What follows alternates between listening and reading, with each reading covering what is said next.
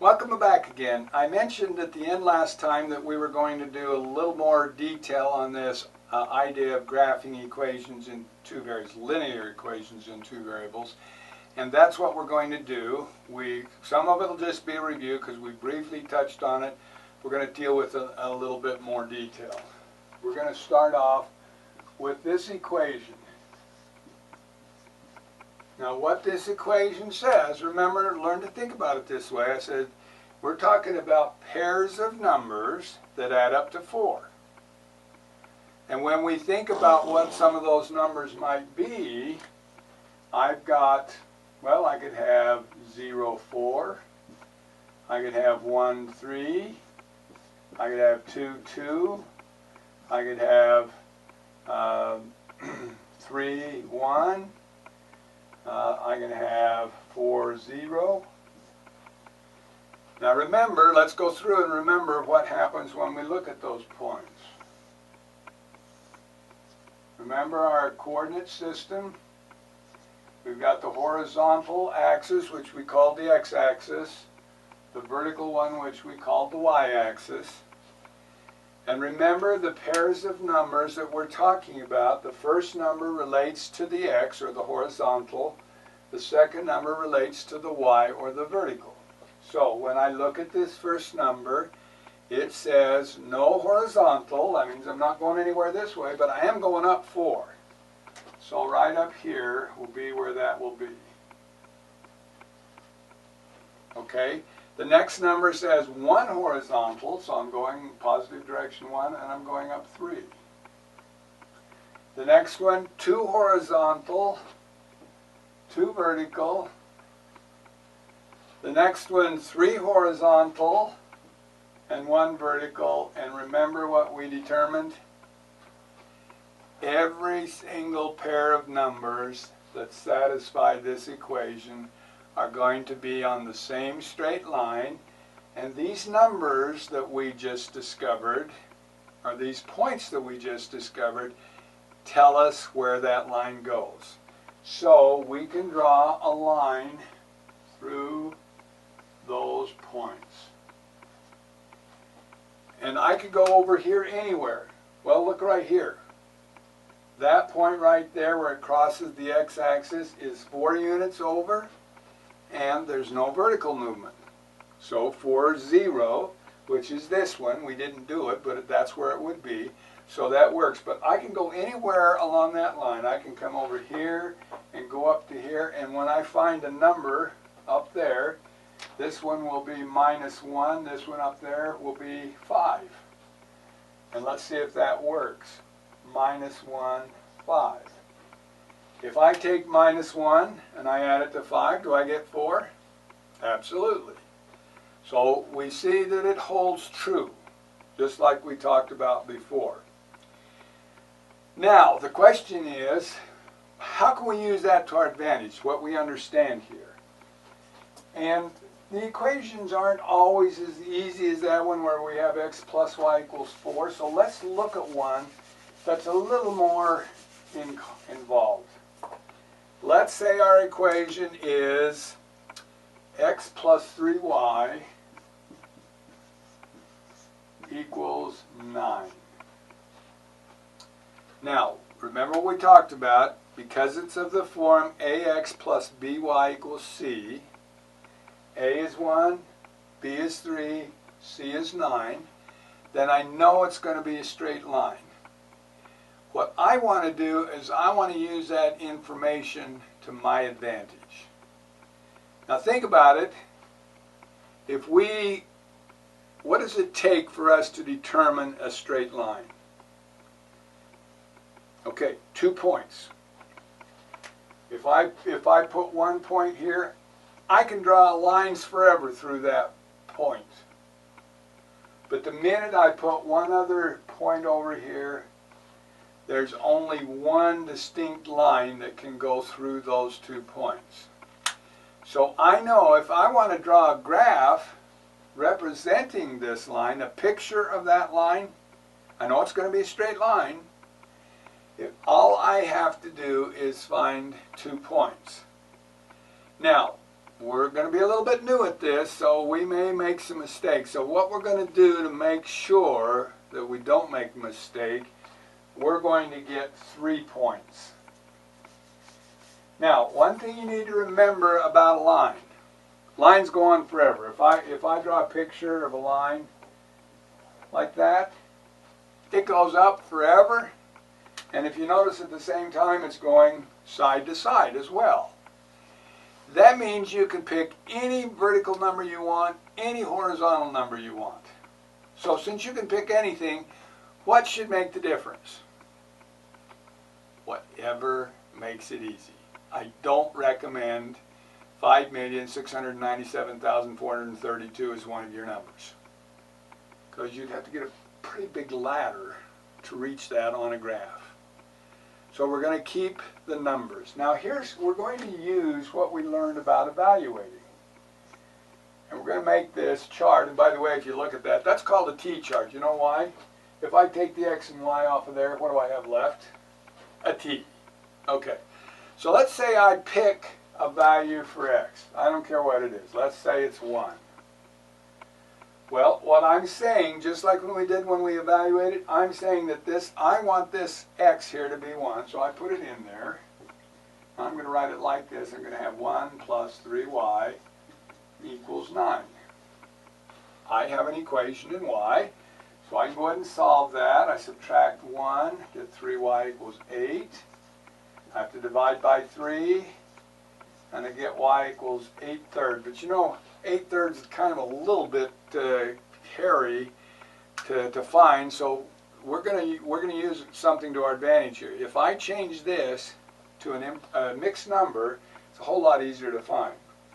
Dealing with thirds, there are enough for 2 full groups and 2 left over. So this would be 2 and 2/3. So when x is 1, y has to be 2 and 2/3. Now, if that is a little uncomfortable for you, then write it as an ordered pair so you can tell. And we can find that. We're going to go 1 horizontally, and then we'll go up 2 and 2/3 of another one. So if you think about it that way, that's a little bit easier to find. It would be nice if we didn't have to worry about finding fractions, and if we could find a way to never do that, we would probably do it, but I don't know if that's possible. So let's just make sure we can do what we want. Let's suppose that, let's try x and see what happens. Well, when I put 0 in there for x, guess what happens? I get 0 plus 3y equals 9. That 0 doesn't do anything. So basically, look what I have left. A nice, simple little equation that I can solve for y simply by dividing by 3. And I get y equals 3. Well, that's handy. So I get a 0.03. Well, if it worked for x, do you think it might work for y? Should we try it and see? Let's say we're going to say y is equal to 0. Okay, so I'm going to put y in here. I'm picking y this time, and that's the y I'm talking about. So I'm going to have x plus 3 times 0 is going to be equal to 9. Well, what's 3 times 0? Okay, we put the 0 in there, and that one disappears. And guess what? My equation's already solved. So when y is 0, I get x equals 9. Well, let's just try those points and see if in fact it works for us. So we're going to try those points. Hey, let's have a little color here, see what happens. Woo! Okay, for the first point, 1 horizontal, and then I'm going to go up 2, and then 2/3. So I'm going to be about in there somewhere. Now, if I have graph paper and a straight edge, this will be easier, but we're just we'll see how this works out. For the second one, I have no horizontal and 3 vertical. So it's going to be right there. For the third point, I've got 9 horizontal. Oh my goodness sakes, I could have picked a smaller number. It's going to be out about there. So when I look at that, does it appear that those 3 points are on the same line? Now I'm going to use that idea that I know to be true, that this is going to be a straight line. The points that I found are on the same straight line, so I'm going to use those 3 points. I'm going to draw a line through them, and then I'm going to say, there's my line. Okay, now notice something. This point right here was the point 0,3. This point out here was the point 90. Notice where those points are on the coordinate system. Well, this one here crosses the y-intercept, or could we say intersects the y-intercept, the y-axis, I mean. This one crosses the x-axis, or could we say intercepts it? Well, these points where the x and the y are 0 are called intercept points for that reason. Nothing more amazing than that. They're just called intercept points because that's where the line crosses the x and the y-axis. So remember that, because we want this to be as easy as we can. When we're graphing, we want to find the intercept points where x and y are both 0. When x is 0, we find the y. When y is 0, we find the x. And then we need one other point, and that point is just to check ourselves. When we get really experienced at this and we know absolutely for sure what we're doing, I'm not sure when that happens, we can get by with 2 points, just the intercept points, to tell us where the line goes. So, that's basically how we do this graphing thing. Now, we're going to look at a couple of specialized situations. Specialized situations. Okay, now I'm going to give you some points, and then we're going to graph those points. So you'll be thinking about these points. Here's my points. -1, 6, -1, 2, -1, 0, and -1, -2. Let's find out where those points are. So we'll get our coordinate system here. Okay, this first one is -1, 6. So we're going -1 horizontally here, and then we're going up 6. The second point is -1 and -1, 2. It's right there. -1 horizontal, 2 vertical. -1, no vertical would be right there. -1 horizontal, -2 vertical would be right there. Notice anything about those points? Every one of them is on the same vertical line. Now, let's look and see if there's some connection between the points and where they ended up on our graph. What can you tell me about every single one of those 4 points that we had there? Look at them. Every one of them has the x-coordinate, or the horizontal coordinate, is -1.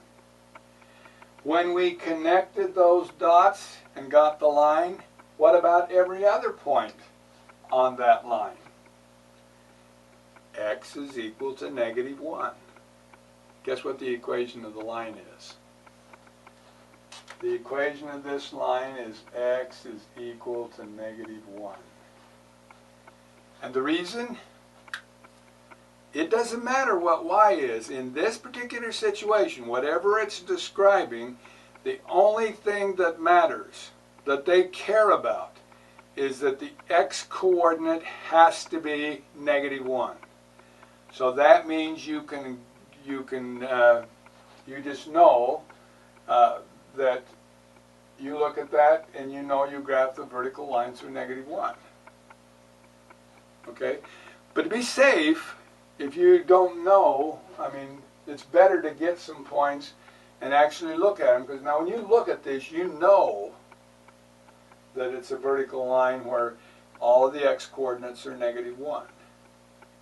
Now, take that idea and see what you think might happen if we had something like this. Y equals 2. Now, if you're comfortable working with numbers, you might just be able to right away to draw a line up here. A horizontal line up where y is equal to 2. If you're not quite comfortable yet, then let me make a suggestion to you. Rather than do this, you've got to find your 3 points, so pick those 3 points and do what it says. It says that y has to be 2. So you make y equal to 2.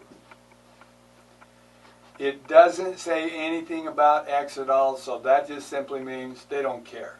So you can make x anything you want it to be. Then you graph those points. -3 horizontally will be back here, then up to, sure enough, right there.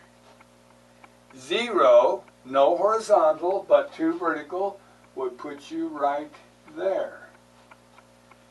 2 horizontal, 2 vertical would put you right there.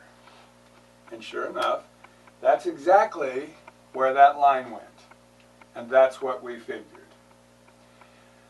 So, practice with this idea. Look at the video and look at the notes. They're there for you to look at. Follow along and just do it. And then there's some sample problems on the bottom for you to do to practice so that you can see, get that clear in your mind so that you know exactly how this works. It's a new idea, and because it's new, sometimes it's a little difficult for people to get used to, and they have trouble with it at first.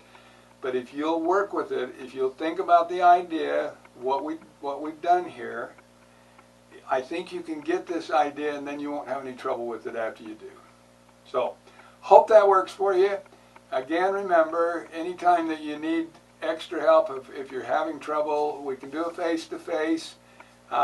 And this might be one that you might need some help on. Hopefully it was clear enough that you can do it, or hopefully you can go through the notes and the video and see it over and over again until you do get clear on it, because it's something that's challenging, but once you get it, it's a fairly simple idea that you'll be able to work with.